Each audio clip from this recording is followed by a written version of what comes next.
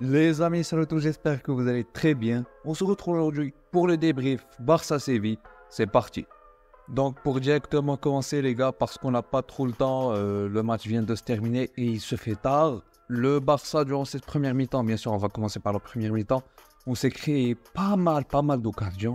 Je me souviens d'une barre de João Félix, il a raté vraiment une occasion très claire malheureusement. On n'a pas de chance, c'est pas rentré. Je me souviens aussi d'une action de Rafinha où il s'est blessé, où il était littéralement face au goal. C'est vrai qu'il était un petit peu excentré, un petit peu à droite, mais il pouvait vraiment faire mieux quoi, sur l'action, même si je crois qu'il s'est blessé après son contrôle.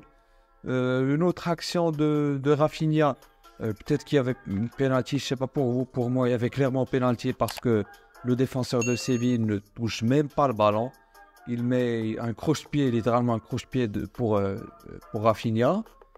Et l'arbitre n'est même pas parti voir la VAR. Voilà, c'est assez compliqué. Après que Rafinha est sorti sur blessure, Fermín López l'a remplacé et directement après il a eu une occasion très franche après une très belle passe de la part de Lamine Yamal. C'était clairement un face à face là aussi. Sa frappe manquait un petit peu de jeu, manquait vraiment de puissance et donc il a frappé sur le gardien. Donc on a littéralement raté 3 occasions très claires. Du côté opposé, Séville était pas mal dangereux avec Luque et Bakio en contre-attaque. Ils sont très intéressants. En défense, ils étaient assez solides avec Sergio Ramos. À un moment donné, il a fait un contrôle dans l'impression qu'il a toujours 20 ans. Avec Loïc Badé aussi, c'est assez solide leur charnière centrale. Rakitic, j'ai trouvé qu'il a fait une bonne première mi-temps. Mais pour revenir sur le Barça, Cancelo, très bonne première mi-temps.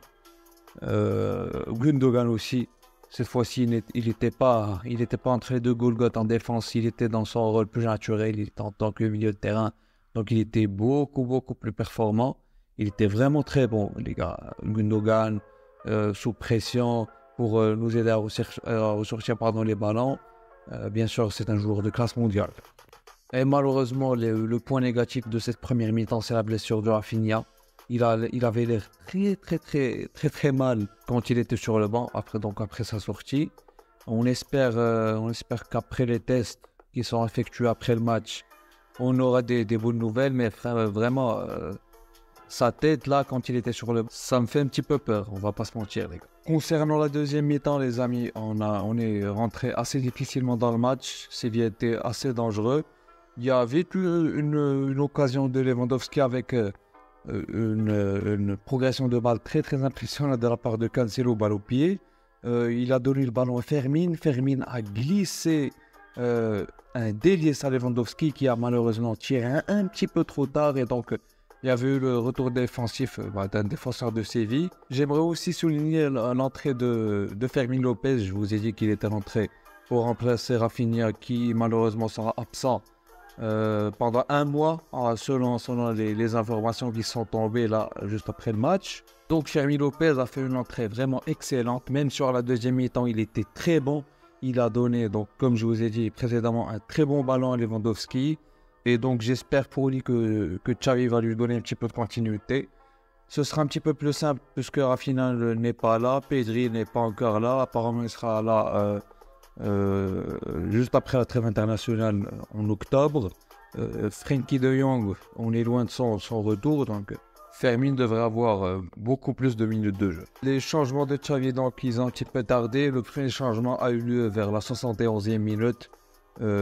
Plutôt le deuxième changement, pardon, puisque le premier c'était Rafinha qui était sorti. C'était un petit peu obligatoire, plutôt vraiment obligatoire parce qu'il était blessé. Donc le deuxième changement, c'était l'entrée de Ferran Torres à la place de João Félix qui était un petit peu en dessous. Malheureusement pour lui, il y a eu une occasion très franche, voire même deux très belles occasions et une très franche. Malheureusement, il n'a pas pu marquer. C'est son deuxième match sans but ni passe décisive. On espérait que ça continue comme ces 2-3 premiers matchs là, mais malheureusement ce n'est pas le cas. Donc j'espère que João Félix va se remettre un petit peu les idées en place.